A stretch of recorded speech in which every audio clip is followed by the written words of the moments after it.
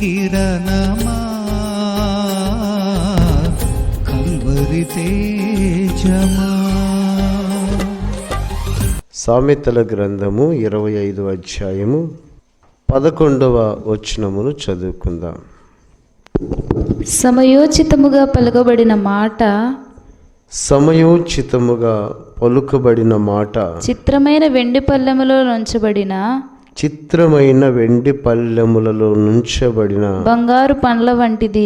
బంగారు పండ్ల వంటిది.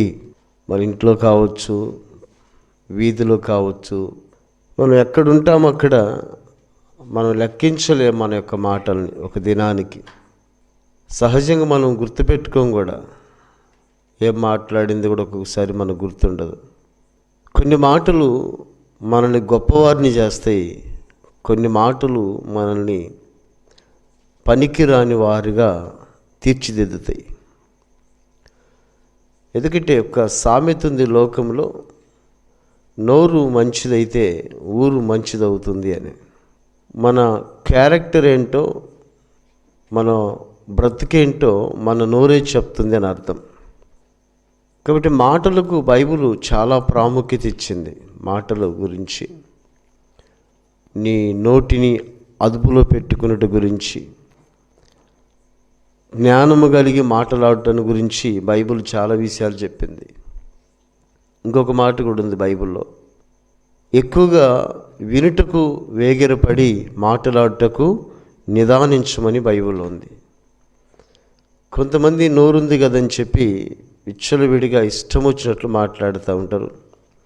విస్తారమైన మాటల వలన అనేక దోషములు పుట్టును అని బైబిల్ చెప్తుంది. మూఢుడైనను మౌనముగా నుండిన ఎడల జ్ఞాని అని అంచబడును అని. ఏం తెలియనోడు కూడా ఎక్కువగా మాట్లాడకుండా సైలెంట్గా ఉంటే పక్కన వాళ్ళకి అతను జ్ఞాని అని అనిపిస్తుందట. ఊరికే మాట్లాడేవారు వారు జ్ఞాని అయినా ప్రజల్లో అజ్ఞానిగా మిగిలిపోతాడు. కాబట్టి మన మాటలను బట్టి మన జీవితం ఉంటుందని చాలా ప్రాముఖ్యం గుర్తుపెట్టుకోండి. వ్యర్థమైన మాటలు, నిష్ప్రయోజనమైన మాటలు, అనవసరమైన మాటలు సమాజంలో మాట్లాడితే అది మనకు నష్టం కలిగించవచ్చు. కొన్నిసార్లు కొంతమంది మాటలు హృదయాల్ని గాయపరుస్తాయి. ఒకవేళ అది వారికి పనికొచ్చేదైతే హృదయాన్ని గాయపరిచిన బాధ లేదు, కానీ కావాలని విమర్శనాత్మకంగా మాట్లాడే మాటలు కొన్ని ఉంటవి, అవి హృదయాల్ని గాయపరుస్తాయి. కొన్ని మాటలు హత్యలకు, ఆత్మహత్యలకు కూడా దారితీస్తవి. నిష్ప్రయోజనమైన మాటలు, వ్యర్థమైన మాటలు మాట్లాడకూడదు అని బైబిల్ చెప్తుంది. ఎవరైనా మన దగ్గరికి వచ్చినా వారికి ఏదో అవసరం ఉందో అంతవరకే మాట్లాడాలే కానీ నిష్ప్రయోజనమైన వ్యర్థమైన మాటలు మాట్లాడటం బైబిల్ ఒప్పుకోదు. ఉదాహరణకి ఫోన్లు చేసుకునే వాళ్ళు మాట్లాడుకుంటూ ఉంటారు. ఒకవేళ టైంపాస్ కాకపోతేనో, పనంతా అయిపోయి ఖాళీగా ఉంటేనో, ఏదైనా సెలవులు వస్తేనో కాలక్షేపంగా ఫోన్ చేసుకొని, ఇప్పుడు నెట్ బ్యాలెన్సు, ఫోన్ బ్యాలెన్స్ కూడా నెల బ్యాలెన్స్ కనుక, ఫ్రీ కనుక ఒక్కొక్కరు గంట, 2 గంటలు, 3 గంటలు మాట్లాడుకుంటూ ఉంటారు. ఈ మాటల్లో ఎన్ని దోషపూరితమైన మాటలు ఉంటాయో, ఎన్ని గొడవలు పెట్టే మాటలు ఉంటాయో, ఎన్ని వారి జీవితాల్ని పాడు చేసే మాటలు ఉంటాయో, ఇతరులను గాయపరిచే మాటలు ఉంటాయో, చాలా. ఒకరి వెంట ఒకరు, ఒకరి వెంట ఒకరు గంటల తరబడి మాట్లాడుకుంటారు. ఆ మాటల వలన ప్రయోజనకరమైనది కొంత అయితే నిష్ప్రయోజనమైనది ఎక్కువ ఉంటుంది. కొంతమంది మీరు మాట్లాడిన మాటలు తీసుకెళ్ళి మీకు విరోధంగా ఉన్న వారికి చెప్తారు, దానివల్ల మీకు నష్టం కలుగుతుంది. కాబట్టి దేవుని పిల్లలముగా, క్రైస్తవులముగా మనము జ్ఞానము కలిగి నోరు తెరవాలి అని సమయోచితంగా ఏ సమయాన ఏం మాట మాట్లాడాలి. భర్త కోపంతో ఉన్నాడు, ఆ టైంలో ఎట్లా మాట్లాడితే భర్త కోపాన్ని అణిసివేయచ్చు. ఏ విధంగా మాట్లాడితే కుటుంబంలో గొడవ రాకుండా ఉండొచ్చు. ఇద్దరు కోపంగా మాట్లాడుకుంటే అక్కడ అగ్ని మీద ఆజ్యం పోసినట్టు అయిపోద్ది. సమయోచిత మాట ఏంటంటే, సమయోచితమైన మాటలు ఎలా ఉంటాయంటే అవతల వ్యక్తి పరిస్థితిని గమనించి మాట్లాడటం. ఎవరైనా బాధతో ఉన్నాడు అనుకోండి, ఏదో కష్టాలు ఉన్నారు, పోయి మనము కామెడీ చేసినాం అనుకోండి, వాళ్ళ దగ్గర పైకి ఏమనలేరు కానీ మనసులో వారు బాధపడుతూ ఉంటారు. వారి పరిస్థితి ఏంటి, ఇక్కడ ఈ మాట మాట్లాడొచ్చా మాట్లాడకూడదా, ఇప్పుడు ఈ మాట మాట్లాడొచ్చా మాట్లాడకూడదా, ఈ వ్యక్తిని మాట మాట్లాడొచ్చా మాట్లాడకూడదా అని జ్ఞానము కలిగి సమయోచితముగా ఎవరైతే మాట్లాడతారో వారు మాత్రమే కొనియాడబడతారు అని బైబిల్ చెప్తుంది. ఎక్కడ ఏం మాట్లాడాలో తెలుసుకొని మాట్లాడినప్పుడు మనము క్షేమంగా ఉంటాం, ఎదుటివారు క్షేమంగా ఉంటారు, మన కుటుంబాలు క్షేమంగా ఉంటాయి. క్రైస్తవులు కొంతమంది ఒకవేళ వీధిలో ఒక గొడవ పడింది, క్రైస్తవులు రక్షణ పొందిన వారు దేవుని సన్నిధికి పవిత్రమైన జీవగ్రంథాన్ని పట్టుకొని వచ్చేవారు. ఈ జీవగ్రంథంలో రాయబడిన ప్రతి మాట అపవిత్రమైన మాటలు మాట్లాడకూడదు అని, మీ నోట బూతులు ఉండకూడదు అని, సరసోక్తులు మీరు మాట్లాడకూడదని బైబిల్ ఎన్నో రెఫరెన్సులు మనకు చెప్తుంది. ఒకవేళ బై మిస్టేక్ గొడవ పడింది, ఒక అన్యురాలు ఒక క్రైస్తవురాలు అనగా బాప్తిస్మం తీసుకున్న ఒక స్త్రీ, బాప్తిస్మము తీసుకొని మరొక స్త్రీ, ఇద్దరి మధ్యలో గొడవ పడినప్పుడు బాప్తిస్మము తీసుకొని స్త్రీ ఏదైనా మాట్లాడగలదు. ఎందుకంటే ఆమెకు కట్టుబాట్లు లేవు, కండిషన్స్ లేవు, ఒక పద్ధతి లేదు, ఒక మంచి ప్రవర్తన లేదు, తన ఇష్టం, తన నోరు. రక్షణ పొందిన స్త్రీ అలా మాట్లాడాలి అంటే సమయోచితముగా మాట్లాడాలి. ఇప్పుడు ఆమె నోటికి వచ్చినట్టు తిడతా ఉంది, నువ్వు తిట్టడానికి వీలు లేదు. నాకు కూడా నోరుంది, నాకు కూడా రోషం ఉంది, నాకు కూడా కోపం ఉంది, నోరు జారితే మొదటిగా నువ్వు దేవునికి లెక్కప్ప చెప్పాలి. రెండవదిగా నీవు మాట్లాడే మాటలు, నీ నోట నుంచి వచ్చే మాటలు అది పబ్లిక్ వింటుంది, ప్రజలు వింటారు, చుట్టుపక్కల ప్రజలు వింటారు. అవతల రక్షణ లేని బిడ్డను ఏమనుకోరు, ఎందుకంటే ఎలాగూ రక్షణ లేదు కాబట్టి. పవిత్రులమని, పరిశుద్ధులమని, రక్షించబడ్డాము అని, దేవుని పిల్లలమని చెప్పుకుంటున్న మన నోట ఒకవేళ అనకూడని మాట వస్తే, ఎవరు వినకూడని మాట వస్తే వారు ఏమనుకుంటారో ఆలోచించండి. దేవుని నామాన్ని దూషణ పాలు చేసిన వారమవుతాం మనమే. అక్కడ మనం ఎలా మాట్లాడాలి, ఎలా అనుసుకోవాలి, ఎలా తగ్గించుకోవాలి, ఈ మాట అనొచ్చా అనకూడదా, ఇలా మాట్లాడొచ్చా మాట్లాడకూడదా అని జ్ఞానము కలిగి నోరు తెరవాలంటది బైబిల్. సామెతలో ఒక స్త్రీ గురించి రాయబడింది. ఆమె పేరు ఏముందంటే గుణవతి అయిన భార్య. సామెతల గ్రంథము 31వ అధ్యాయము 26వ వచనము. జ్ఞానము కలిగి తన నోరు తెరచును, జ్ఞానము కలిగి తన నోరు తెరచును, కృపగల ఉపదేశము ఆమె బోధించును, కృపగల ఉపదేశం ఆమె బోధించును. నిజమైన క్రైస్తవురాలు ఇలా ఉంటుంది అంటారు. మనల్ని కూడా విమర్శించేవారు ఉంటారు, బాధించేవారు ఉంటారు, గాయపరిచేవారు మన ఇంట్లో ఉండొచ్చు, మన వీధిలో ఉండొచ్చు, మన ఇరుగు పొరుగు వారై ఉండొచ్చు, మన అత్తమామలు అయి ఉండొచ్చు, లేకుంటే భర్త అయి ఉండొచ్చు, భార్య అయి ఉండొచ్చు. కానీ జ్ఞానము కలిగిన స్త్రీ ఎలా ఉంటుందో, స్త్రీ అనే కాదు పురుషుడైనా సరే, జ్ఞానం కలిగిన మనుషులు అనుకుందాం, ఇలా ఉంటుంది గుణవతి అయిన భార్య అని రాస్తూ, ఆమె యొక్క క్రియలను గురించి రాస్తూ, ఇప్పుడు మనం చదువుకున్న మాట కూడా అందులో రాయబడింది, జ్ఞానము కలిగి ఆమె తన నోరు తెరచును. ఆమె మాట్లాడే ఏ మాట కూడా నిష్ప్రయోజనమైన మాట ఉండదు, ఎవరిని కష్టపెట్టే మాట ఉండదు, ఎవరిని బాధ పెట్టే మాట ఉండదు, ఎవరిని భయపెట్టే మాట ఉండదు.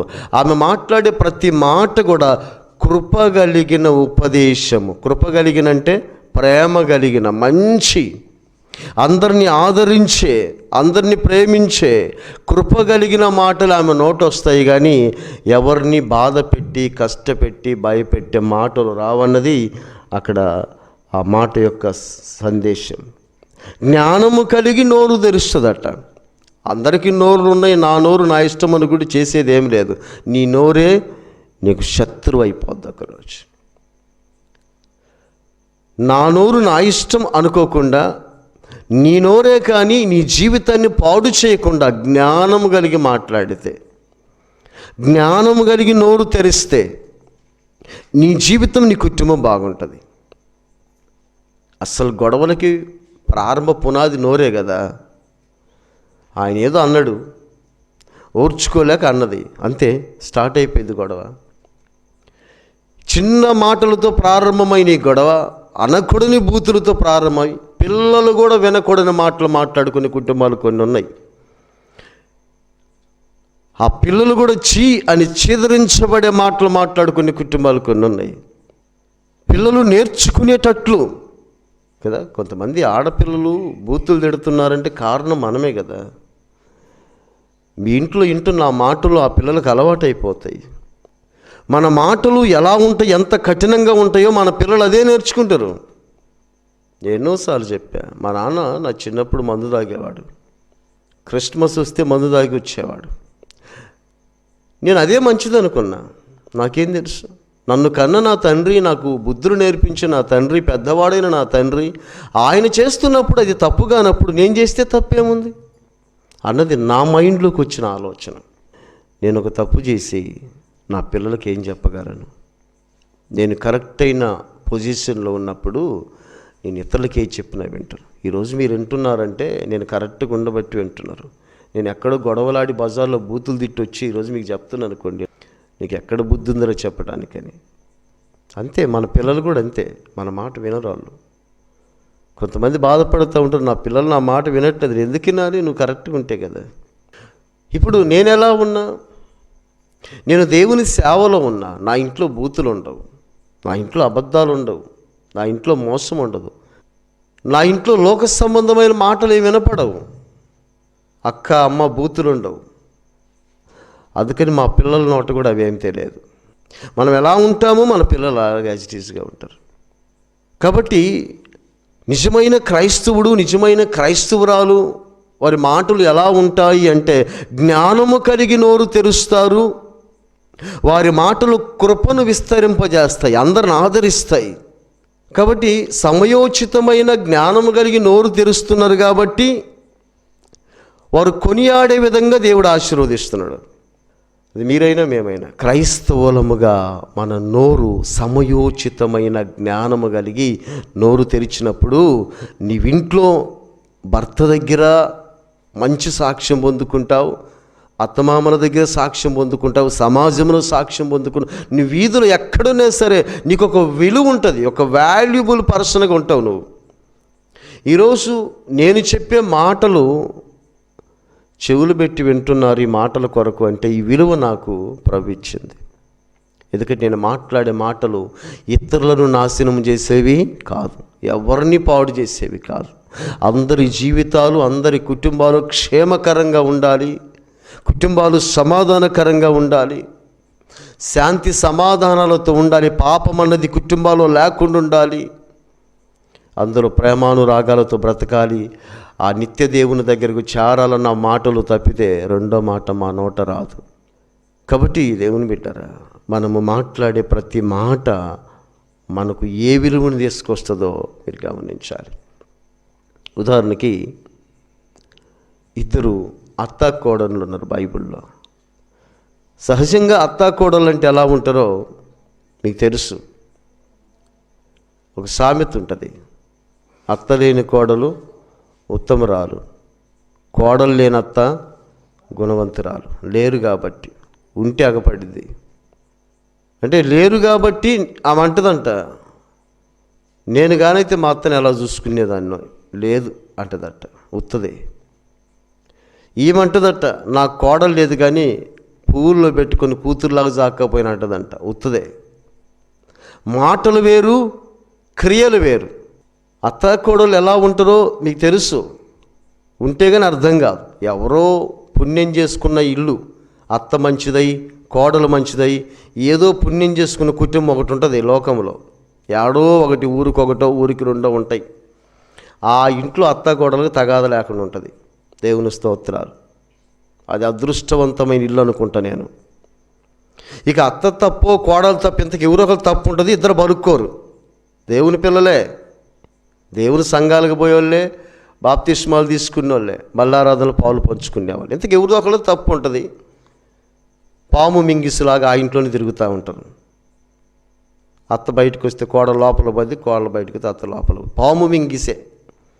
కాబట్టి ఎందుకు ఇలా అవుతున్నారు అంటే కేవలం మాటలే, విమర్శనాత్మకమైన మాటలు. కొడుకేదో చెప్పిద్ది, ఆయనకేదో చెప్పిద్ది. ఈ మాటలు ఏం చేస్తున్నాయంటే మగవాడి మనసును విరిచేసి మార్చేసి ఎవరొకరికి విరోధంగా చేస్తున్నారు. సమాధానపరచాలే కానీ సమస్యలు తీసుకొచ్చే వాళ్ళు ఉండకూడదు. ఇద్దరు అత్త కోడలు ఉన్నారు బైబిల్లో. అత్త పేరేమో నయోమి, కోడల పేరేమో రూతమ్మ. అసలు బైబిల్లో 2 పుస్తకాలు స్త్రీల పేర్ల మీద రాస్తే ఎస్తేరమ్మది ఒక ఉన్నతమైన పుస్తకం. స్త్రీలలో ఒక రాణి, ప్రజలకు రక్షకురాలు. స్త్రీదేముంది అనుకున్న వాళ్ళకి ఆమె జీవితము ఒక మంచి పాఠం. ఆమెలాగుంటేనే, అందరూ స్త్రీలు కాదు, ఆమెలాగున్న స్త్రీ వరకు మాత్రమే. ఏ అలంకరణ కోరక, ఏ దేహవాంఛల కోరక, పినతండ్రి మాటకు విధేయురాలై చెప్పిన మాట తూచా తప్పకుండా పాటించి తన ప్రజల రక్షణ కొరకు ప్రాణం పోయినా సరే అని చెప్పి 3 రోజులు ఉపవాసం ఉండి రాజు దగ్గరికి వెళ్ళటము, వ్యతిరేక్తమైన వెళ్ళి తన ప్రజలు బాగుంటే చాలనుకున్న ఉత్తమరాలు ఎస్తేరమ్మ. కాబట్టి 2వ పుస్తకం వచ్చేసి రూతు. ఇక్కడ ఈ రూతు పుస్తకం కూడా కేవలము స్త్రీల పుస్తకం అనుకోవాలి. ఎందుకంటే మనకు బోయాజునుడు, ఎలిమెలెకునుడు, నయోమి భర్త, మహ్లోను, కిల్యోను ఉన్నారు, నయోమి కొడుకులు. ఎవరి పేరు మీద రాయబడింది? రూతమ్మ పేరు మీద. అసలు మెయిన్ ఆ హిస్టరీ అంతా కూడా తీసుకొచ్చింది రూతమ్మ కోసమే, నయోమి కోసం కాదు, బోయాజు కోసం కాదు, ఎలిమెలెకు కోసం కాదు, మహ్లోను, కిల్యోను వాళ్ళ పిల్లల కోసం కాదు, ఓర్పా కోసం కాదు. రూతు పుస్తకం అంతా కూడా రూతమ్మ కోసమే. ఎందుకు రూతమ్మని తీసుకొచ్చి మన ఎదురు పెట్టినాడు పరిశుద్ధాత్మ దేవుడు అంటే ఆమెలో నేర్చుకోవాల్సిన పాఠాలు చాలా ఉన్నాయి. నేటి క్రైస్తవ సమాజానికి ప్రయోజనకరమైన పాఠాలు ఆమె జీవితంలో నేర్చుకుంటారు అని, నేర్చుకోవాలి అని మా ద్వారా చెప్పిస్తున్నాడు దేవుడు. అందుకని ఆమె జీవితాన్ని ఒక పాఠంగా మార్చి మనకి రూతు పుస్తకాన్ని ఏర్పాటు చేసిండు. ఇద్దరు కొడుకులు నయోమికి భర్తను తీసుకొని బెత్లెహేము అనే దేవుని ప్రజలు నివసించి గ్రామాన్ని విడిచి కరువు వచ్చిందని మోయాబు దేశానికి వెళ్ళిపోతారు. కొందరు అక్కడే ఉన్నారు. క్రైస్తవ్యంలో బండ మీద పునాది వేసుకున్న వాళ్ళ జీవితాల్లో పెను తుఫాన్లు వచ్చినా నిలబడతారు అక్కడే. ఇసుక మీద వేసుకున్న వారు ఏం చేస్తారంటే కొంతకాలానికి సైడ్ అయిపోతారు. ఇదే మీరు బాగా గుర్తుపెట్టుకోవాలి. 2 పునాదులు ఉన్నాయని యేసుప్రభులు వారు చెప్పడం జరిగింది. ఈ 2 పునాదుల్లో బండ మీద కట్టబడిన పునాది ఎప్పటికైనా ఎన్ని గాలి వానలు వచ్చినా అది స్టాండర్డ్గా నిలబడుతుంది. ఎంతమంది తిట్టని, ఎంతమంది కొట్టని, ఎన్ని సమస్యలు రాని, ఎన్ని బాధలు రాని అది స్థిరంగా ఉంటుంది. ఇసుక మీద కట్టబడిన పునాది ఎప్పటికైనా అది పక్క సైడ్ అయిపోద్ది. కాబట్టి బెత్లెహేములో అప్పటికి చాలామంది ఉన్నారు, అయినప్పటికీ వీళ్ళు బయటికి వెళ్ళిపోయినారు. వీళ్ళ ఉద్దేశం ఏంటంటే బెత్లెహేములో ఉంటే కరువు వచ్చి చనిపోతామని. ఎక్కడికి వెళితే క్షేమంగా బ్రతుకుతామనుకున్నారు? మోయాబు దేశం. మనుషుల ఆలోచనలు వేరు, దేవుని ఆలోచన వేరు. అందుకనే బ్రతికినా చచ్చిన మంచి దగ్గర ఉండాలి కానీ భయపడి సావు దగ్గరికి వెళ్ళకూడదు. బెత్లెహేమును ఎందుకు విడిచినారు అంటే చనిపోతామని. ఎందుకని? బెత్లెహేములో ఉంటే ఏమి లేదు, ఆహారము లేదు. బెత్లెహేం గురించి నేను చదివినప్పుడు అది రొట్టెల ఇల్లు అని ఒక అర్థం ఉందంట బెత్లెహేంకి, అనగా సమృద్ధి అయిన ఆహారం కలిగిన ప్రదేశం అదే. కరువు వచ్చింది, అయినా చనిపోవట్ల ప్రజలేమి, ఆకలితో ఉన్నారు. దేవుడు ఏదో ఒక విధంగా సహాయం చేస్తున్నాడు. నేను అదే చెప్తున్నా. పౌలు గారు ఒక మాట అన్నాడు, అపాయమున్నను కేవలం ఉపాయం లేని వారు మాత్రం కామన్నాడు. మన జీవితాల్లోకి, క్రైస్తవుల జీవితాలకి ఎన్నో అపాయాలు వస్తాయి, ఆటంకాలు వస్తాయి, అవరోధాలు వస్తాయి. కానీ వాటన్నిటి నుంచి విడిపించడానికి దేవుడు నీ పక్కనే ఉంటాడు. నువ్వు నమ్మకముతో, విశ్వాసంతో ఉండు. వదిలిపెట్టమాక ఆయన పాదాలు. కాబట్టి వచ్చింది బెత్లెహేములో కరువు, కానీ ఎవరు చనిపోవట్లా. ఏదో ఒక విధంగా జరుగుబాటు అయితే జరుగుతుంది. దేవుడు చంపడు. వస్తాయి సమస్యలు వస్తాయి, కానీ ఏం కాదు. ఒకవేళ అయినా అవని శద్రక్ మిషక్ అబేద్నెగోలు అంటారు, మేము సేవించున్న దేవుడు ఈ మండుచున్న అగ్నిగంధకంలో గుండంలో నుంచి తప్పించి రక్షించుటకు సమర్థుడు. ఒకవేళ రక్షించకపోయినా అగ్నిలోనైనా కాలతం కానీ మరి దేనికి మొక్కమన్నారు. కానీ అగ్ని వాళ్ళు ఏం చేయాల, అగ్నిలో ఆడుకున్నారు వాళ్ళు. దేవుని స్తోత్రాలు. బెత్లెహేములో కరువు వచ్చినా ప్రాబ్లం లేదు, కానీ వీళ్ళ భయము, కొన్నిసార్లు మన భయం ఏం చేస్తుందంటే మంచిని కూడా చెడు చేసేటట్టు చేస్తుంది కదా. పేతురు గారు శిష్యులు ఓడ మీద వెళ్తూ ఉన్నారు, పడవ మీద వెళ్తూ ఉన్నారు. వెళ్తున్నప్పుడు యేసయ్య వాళ్ళని రక్షించడానికి వస్తూ ఉన్నాడు. వాళ్ళు ఏమంటున్నారు యేసయ్యని చూసి? అదిగో భూతము. దేవుణ్ణి పట్టుకుని దయ్యము అనే స్థితిలోకి వాళ్ళు వచ్చినారంటే కేవలం భయం. అందుకని యేసయ్య నమ్ముకున్న తర్వాత నువ్వు దేనికి భయపడకు. నీ చింత యావత్తు భారము ఆయన మీద మోపు, ఇంకంతే, వదిలేసి. ఏదైనా కానీ నువ్వు మరలా దాని గురించి ఆలోచిస్తే దేవుడు చేయడు. నువ్వేదనుకున్నావు ఆయన మీద నెట్టేసి కాముగా ఉండు, అంతే. ఇంక దాని గురించి అయిపోయింది. నువ్వు ప్రార్థించిందల్లా జరిగినదని నమ్మాలంట బైబిల్ చెప్తుంది. జరగకుండా నమ్మాలి, దేవుడు చేస్తాడు. దాని పేరు విశ్వాసం అంటారు. ఆవగింజంతుంటే చాలా అట్లాంటి విశ్వాసం. కొండ కూడా వెళ్ళి సముద్రంలో పడిద్దట. కాబట్టి భయపడి భయముతో ఇంకా ముందు రోజులు ఏం జరుగుతుందో, ఫ్యూచర్ ఏం జరుగుతుందో, ఎక్కడ నా బిడ్డలు చనిపోతాడు, ఎక్కడ నా భర్త చనిపోతాడు అని చెప్పి, కాబట్టి బెత్లెహేమును విడిచి మోయాబుకి వెళితే క్షేమంగా ఉండొచ్చు అనుకున్నారేమో. ఒక ఆలోచన వానికి సరైనది కనబడుతుంది, అది నాశనమునకు దారి తీయును. వెళ్ళిపోయిన తర్వాత పెళ్ళిళ్ళు చేసేంత సంబంధాలు కలుపుకున్నారు. పెళ్లి చేయడానికి కూడా ఆర్థిక సహాయం అందింది. సాతానుగాడు చాలా జాగ్రత్తగా, ఎందుకంటే మరలా నిన్ను ఎమ్మడి దెబ్బ కొడితే దేవుళ్ళకి పరిగెత్తువని, దేవుళ్ళకి పరిగెత్తకుండా ఉండడానికి లోకంలోకి వెళ్ళిన వారికి కొంతకాలం, 1 సంవత్సరమో 2 ఏళ్ళు క్షేమకరంగా ఉంటుంది.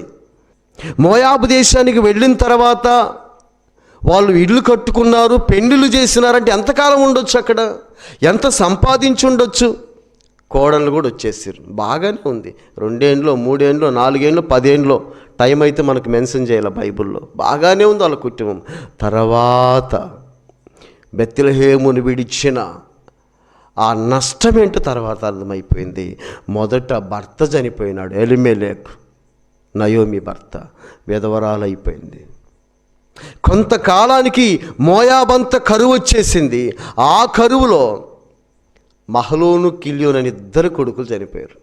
దేనికి భయపడ్డావు అదే నీ మీదకి వచ్చేసింది. ఇప్పుడు 3 స్త్రీలు మిగిలిపోయారు ఆ కుటుంబంలో, నయోమి, రూతు, ఓర్ప. నయోమి అంటది, అన్నీ పోగొట్టుకున్నా, ఏదో ఉన్నదని ఆశించి నేను బెత్లెహేమును విడిచిపెట్టినా. ఈ బెత్లెహేము కంటే మోయాబు దారుణంగా ఉంది. నేను దేనికి భయపడ్డాను అదే నా మీదకి వచ్చింది. ఏబు గ్రంథంలో ఉంది, నేను దేనికి భయపడ్డాను అది నా మీదకి వచ్చిందని. నువ్వు దేనికి భయపడతావు అది నీ మీదకి వస్తుంది. జాగ్రత్త, ధైర్యంగా ఉండు, దేవుని మీద భారం వేసుకొని అని చెప్పి తట్టాబుట్ట సర్దుకుని ఇంటికి వెళ్ళిపోతా కోడలకు చెప్తుంది, దయచేసి మీరు వయస్సులో ఉన్నారు, మీ ఇళ్ళకి వెళ్ళిపోయి మరో పెళ్లి చేసుకోమన్నది.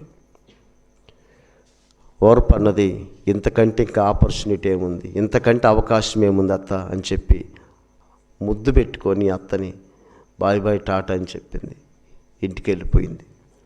తర్వాత రూతమ్మ అంటది, ఇది నేను ఈ మ్యాటర్ అంతా ఎందుకు చెప్పినానంటే మీకు అర్థం కావటానికి, సమయోచితమైన మాట. రూతమ్మ అంటది, అత్త భర్తను పోగొట్టుకున్నావు, కొడుకులను పోగొట్టుకున్నావు, నీ గ్రామాన్ని విడిచిపెట్టి మా దేశానికి వచ్చి నష్టపోయినావు, ఈరోజు ఒంటరిగా వెళ్ళిపోతున్నావు, నేను కూడా నిన్ను విడిచిపెడితే నీకు దిక్కెవరు? ఈ మాట ఏమాట అంటారు దీన్ని? సమయోచితమైన మాట. ఆపదలో నా స్వార్థం నేను చూసుకోకుండా, నా శరీర సౌభాగ్యం నేను చూసుకోకుండా నీతో ఉంటాను అనే మాట ఎంత ఆదరణ ఇస్తుంది ఒక వృద్ధాప్యంలో ఉన్న ఒక స్త్రీకి. ఏడ్చుంటుంది నయోమి. ఆమె మనసులో పైకి పొమ్మంటుంది కానీ లోపల బాధే, నన్ను వదిలిపెట్టి పోతారు, నలుగురు ఏమనుకుంటారో, వయసులో ఉన్న ఆడపిల్లని తీసుకుపోయింది, ఆ ముసలిది అనుకుంటారేమని చెప్పి పైకి పొమ్మంటుంది, కానీ మనసులో బాధ ఉంది ఆమెకు, నాతో వస్తే బాగుండే ఎవరన్నా. ఆ బాధని గ్రహించింది మన రూతమ్మ. అందుకే దేవుని బిడ్డారా, ఆమెంటది, వద్దమ్మ నువ్వు వెళ్ళిపో, నీకు ఇంకా వయసు ఉంది, నాకు ఇంకా పిల్లలు లేరు నీకు పెళ్లి చేయటానికి, నా జీవితం ఎలాగూ నాశనం అయిపోయింది అని చెప్తే ఏమంటది, లేదత్త నీతో పాటు నా జీవితం కూడా నాశనం అయిపోయింది. నువ్వు ఉన్న చోట నేనుంటా, నువ్వు తిన్న తిండి నేను తింటా, నీ దేవుడే నా దేవుడు, నీ ఊరే నా ఊరు, నీ ప్రజలే నా ప్రజలు, నువ్వు ఉంటే నేనుంటా, నువ్వు చేస్తే నేను చేస్తా. అక్కడ అసలు వాళ్ళ పిలుపులు ఎలా ఉంటుంది తెలుసా? ఋతు గ్రంథం 1వ అధ్యాయము 11వ వచనం చదువుదాం. నయోమి, నా కుమార్తెలారా మీరు మరులుడి, నాతో కూడా మీరు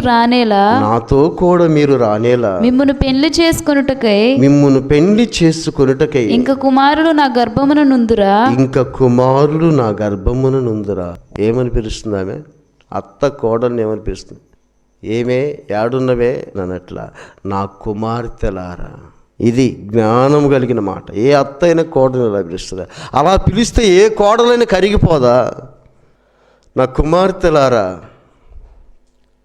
మీరు మీ ఇళ్ళకి వెళ్ళిపోండి, ఇప్పుడు నాతో వచ్చుట వలన మీకు కలుగు ప్రయోజనమేమి? సహజంగా నేను స్త్రీలను ఉద్దేశించి కాదు, కానీ ఆ వయసులో ఉన్నోళ్ళు ఎట్టుంటారు, యవ్వనస్తురాలు, ఆ వయసులో ఉన్నమ్మ ఎలా ఉంటుంది? ఒక ముసలావిడితో వెళ్ళి వివాహము లేకుండా తల్లిదండ్రులు విడిచిపెట్టి దేశం కాని దేశములో ముసలాముకు ఎవరో ముక్కుముఖం తెలియని బెత్లెహేము సంబంధించిన ఆమె, వీళ్ళు మోయాబీలు, వాళ్ళు ఇశ్రాయేలు యూదులు, అటువంటి ఆమెకి ఎవరు ఎట్టి చాకిరి చేయాలనుకుంటారు. అందుకని ఈ స్త్రీ కొనియాడబడుతుంది ఈరోజు వరకు కూడా. ఇటువంటి మంచి సాక్ష్యం సంపాదించుకున్న వాళ్ళు కదా కావాల్సింది. ఇంట్లో బయట సమాజంలో విలువలేని పిల్లలు కదా, తల్లి అంటది, తండ్రి అంటాడు ఇది నా కడుపును చెడబుట్టింది అని. అటోళ్ళు చాలామంది ఉన్నారు ఈ సమాజంలో. ఈ మాటలు లేక పాడైపోతా ఉన్నారు వాళ్ళు. అప్పుడు ఆమె ఏమంటుందో తెలుసా? అందుకు రూతు నా వెంబడి రావద్దనియు నన్ను విడిచిపెట్టమనియు నన్ను బ్రతిమాలు కొనవద్దు, నీవు వెళ్ళు చోటకే నేను వచ్చేదను, నీవు నివసించు చోటనే నేను నివసించెదను, నీ జనమే నా జనము, నీ దేవుడే నా దేవుడు. ఇంతకు ముందు రూతమ్మ గురిసిన దేవుడు వేరు, మోయాబీలు వాళ్ళు. ఇప్పుడు ఎవరినంటుంది? నయోమి దేవుడు ఎవరు? మనం ఆరాధించే యెహోవా దేవుడు. నీ దేవుడే నా దేవుడు, నీ జనమే నా జనం, నన్ను రావద్దు అని అనొద్దత్త అంటుంది. వీళ్ళిద్దరి యొక్క మాటలు, వీళ్ళ సంభాషణ, వీళ్ళ బిహేవియర్, వీళ్ళ ప్రవర్తన అసలు ఎలా ఉందో మీరు గమనించడం ఎంత అద్భుతంగా ఉంటుందో. ఏ సినిమాల్లో ఉంటుంది ఇది, ఏ సీరియల్లో నేర్పిస్తారు మీకు? తిక్కలేని నేర్పించి మైండ్లు పాడు చేస్తున్నారు. కానీ ఇటువంటి స్టోరీ ఎక్కడైనా ఉంటుందా మన పిల్లలు నేర్చుకోవడానికి? అత్తకు విధేయురాలాగా ఉండటానికి, రేపు మీరు అత్తలైన తర్వాత కోడల్ని ఇలా చూడటానికి ఈ స్టోరీ ఏ సీరియల్ నేర్పిస్తుంది, ఏ సినిమా నేర్పిస్తుంది? వాటికి ఎంత ప్రాముఖ్యత ఇస్తున్నారండి. అందుకనే క్రైస్తవులు కూడా ఆశీర్వదించబడకపోవటానికి కారణం ఇదే. వెళ్ళిపోయింది ఆమెతోటి, అత్తతో వెళ్ళిపోయింది. అక్కడ కూడా ఎలా ఉందో తెలుసా రూతమ్మ? అక్కడ కూడా ఎలా ఉందో తెలుసా? ఎవరితో మాట్లాడదట. అత్త ఏం పని చెప్తే చేస్తట. అత్త ఏ పొలానికి వెళ్ళమంటే ఆ పొలానికి వెళ్తుందట. ఒకరోజు పొలానికి వెళ్తే బోయాజు వస్తాడు, ఆ పొలానికి యజమానులు. ఆ బెత్లెహేములో ఆయన ధనవంతుడు. బోయాజు వస్తాడు, గమనిస్తాడు. ఆ రోజుల్లో పరిగె ఏరుకునేవాళ్ళు. పరిగంటే మనం చేలో కోసిన తర్వాత కింద పడిపోయిందో రైతులు ఏరుకోరు, వాళ్ళు ఈదురు ఏరుకోరు. అది పరదేశులకు, వెధవరాళ్లకు, దిక్కులేని వారికి వదలాల. అప్పుడు వాళ్ళ పంట సమృద్ధిగా పండుతుంది. ఇప్పుడైతే అంతా తీసుకొచ్చి లోపల వేసుకుంటారు, ఏం మిగలట్లా. అప్పుడు అలా ఉండేదన్నమాట ఆశీర్వాదం. అలా పరిగేరుకుంటుంది వెనక. ఎవల కోత అంట, ఎవలు ఏరుకుంటుంటే బోయాజు చూస్తాడు, ఇట్ట నెత్తిని ముసుకేసుకొని ఎవరికెళ్ళి చూడకుండా తలుంచుకొని ఏరుకుంటా ఉంది.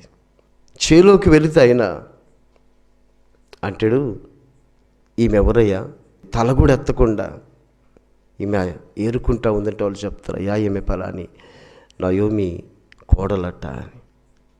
ఆయన అంటాడు, ఇంత మంచి ప్రవర్తన కలిగిన అమ్మాయిని మీరేమనకండి, ఈ చేలో ఆమెను ఏరుకొనివ్వండి అని చెప్తాను. అలాగా అత్త కూడా చెప్తుంది, ఈరోజు ఎవరు చేనికి వెళ్ళినామంటే ఒక మంచి వ్యక్తి చేనికి వెళ్ళినాను, బోయాజ్ అంటే అతను మనకు బంధువే అని చెప్తుంది. అక్కడికే వెళ్ళమని చెప్తుంది. ఆ మాటే వింటది. అక్కడి నుంచి ఇంకా దేవుడు ఆమెను ఎంతగా ఆశీర్వదించినాడంటే, దేవుని బిడ్డారా, ఆ బోయాజీ మీకు భర్త అవుతాడు. మీరు చదవండి. ఆ చేలన్నీ ఏమి అయిపోతాయి, యజమానురాలు అయిపోద్ది. ఎంత ఆశీర్వాదాన్ని చూసిందో. ఎందుకంటే ఆమె నోరు, ఆమె మాటలు, ఆమె క్రియలు, ఆమె ప్రవర్తన, మన క్రియలు, మన ప్రవర్తన, మన మాటలు మనల్ని ఉన్నత స్థానములకి తీసుకెళ్తూ ఉంటాయి కదా.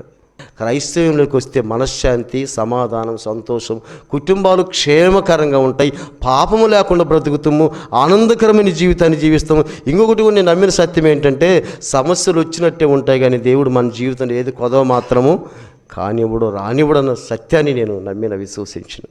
కాబట్టి దేవుని బిడ్డారా, మన జీవితాల్లో కూడా లోకాన్ని విడిచిపెట్టిన మనము సమయోచితంగా మాట్లాడదాం, మనల్ని మనం కంట్రోల్ చేసుకుందాం. మన నోరే మన జీవితాన్ని దీవింపజేస్తుంది, ఆశీర్వదింపజేస్తుంది. దానికి రూతమ్మ జీవితమే మనకు చక్కని ఉదాహరణ, పాఠము. కాబట్టి ఆ దిశగా మనం తీర్మానం తీసుకొని ప్రార్థన చేద్దాం. స్తోత్రమయ్యా, సమయోచితమైన మాట ఎంత శ్రేష్టమైనదో మేము తెలుసుకున్నాం. కొన్నిసార్లు మా మాటలు అయ్యా ఇతరుల్ని నష్టపెట్టేవిగా, ఇతరుల్ని కష్టపెట్టేవిగా, ఇతరులను నాశనమునకు నడిపించేవిగా ఉన్నాయి తండ్రి.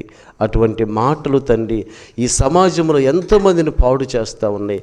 మేమైతే తండ్రి అట్టి మాటలు మాట్లాడకుండా మమ్మల్ని విడిపించి ఈరోజు మీ మంచి మాటలు మాట్లాడుకున్నట్టుగా మీరు కృప చూపించినందుకై మీకు స్తోత్రాలు చెల్లిస్తున్నాము ప్రభువా. ఈ లోక మాటలు మా నోట ఉండకూడదు ప్రభువా. అయా రూతమ్మ వంటి సమయోచితమైన జ్ఞానము కలిగిన మాటలు, అయా నయోమమ్మ వంటి సమయోచితమైన మంచి మాటలు మా నోట ఉంచుటకు సహాయం చేయండి ప్రభువా. ఇదిగో నీ నోరే నీకు శత్రువు అంటున్నావు. అట్టి నోరు మాకు ఈ రోజు నుంచి తొలగించి వేసి అందరినీ ప్రేమించే మాటలు, ఆదరించే మాటలు, ధైర్యం చెప్పే మాటలు, వారి కుటుంబాలు కట్టే మాటలు, సమాధానపరిచే మాటలు మాకు అనుగ్రహించి సహాయము చేయండి ప్రభువా. స్తోత్రాలు ప్రభువా. అయ్యే లోకంలో విస్తారమైన మాటలు మాట్లాడితే ఆ మాటలు ఎన్నో దోషాలు ఉంటాయన్నావు తండ్రి. అటు దోషపు మాటలు మేము మాట్లాడకుండా ప్రతి మాట ఒకరోజు మీకు లెక్కప్ప చెప్పాలన్నావు తండ్రి. అట్టి మాటలు మా నోట రాకుండా ఎవరికి ఉపయోగకరమైనవో మేలుకరమైనవో అట్టి మాటలు నేను కానీ మేము కానీ మాట్లాడే కృపను దయచేయండి. స్తోత్రాలు. ఎంతో శ్రద్ధ కలిగి మీ మాటలు విన్నారు తండ్రి. విన్న వారందరినీ కూడా మీ బిడ్డల్ని దీవించి ఆశీర్వదించండి. ఈ మాటలు లేక సమాజం ఎంతో పాడైపోతుందన్న వాస్తవం ప్రజలు ఎప్పటికీ గ్రహించట్లేదు ప్రభా. ఇటు మాటలు తండ్రి నామా హృదయాలలో స్థిరపరిచి, పదిలపరిచి, భద్రపరిచి ఆ దిశగా మేము మా జీవితాలను మార్చుకొని నడిచే కృపను దయచేసి సహాయము చేయండి. సమస్యలతో ఉన్నారు, ఇబ్బందులతో ఉన్నారు, వాటి నుంచి విడిపించండి. వారి కుటుంబాలను కట్టండి, కుటుంబాలకు క్షేమము దయచేయండి. చదువుకుంటున్న బిడ్డలకు తోడైండండి, ఉద్యోగాలందు తోడైండండి, వివాహములందు తోడైండండి, గర్భఫల విషయంలో కార్యం జరిగించండి. ఎవరు అనారోగ్యాలతో ఉన్నారో బిడ్డలు స్వస్థపరచండి ప్రభా. ఇంకా ఎవరు తండ్రి ఆర్థిక ఇబ్బందులతో ఉన్నారు తండ్రి, గృహాలు కట్టుకుంటున్నారు తండ్రి, అలాగే తండ్రి ఏదైతే తండ్రి వారు ఆశిస్తున్నారో అవన్నీ నెరవేర్చి సహాయము చేయండి, మేలు చేయండి, దీవించి కృప చూపండి.